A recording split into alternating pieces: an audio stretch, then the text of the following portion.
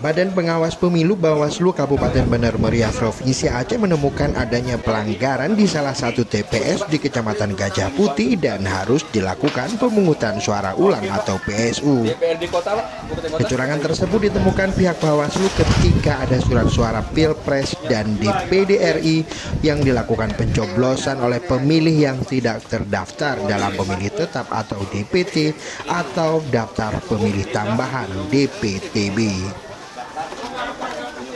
Di mana pemilih tersebut merupakan warga Aceh Besar dan sesuai dengan PKPU 25 harus dilakukan pemungutan suara ulang. Jadi kami semalam menerima laporan dari salah satu panwascam di Gajah Putih.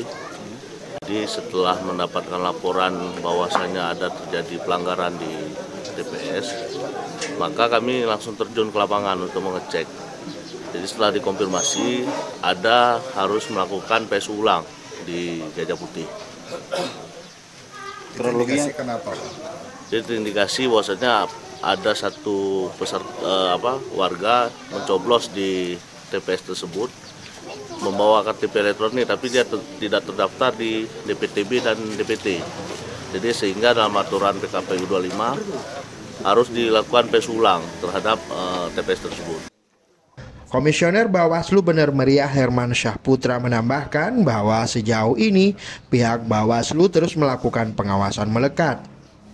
Untuk kotak suara di Kabupaten Bener Meriah semuanya sudah kembali ke panitia penyelenggara kecamatan atau PPK sejak Kamis malam dan direncanakan untuk rekapitulasi dan pleno di kecamatan akan dilakukan mulai hari Sabtu 17 Februari.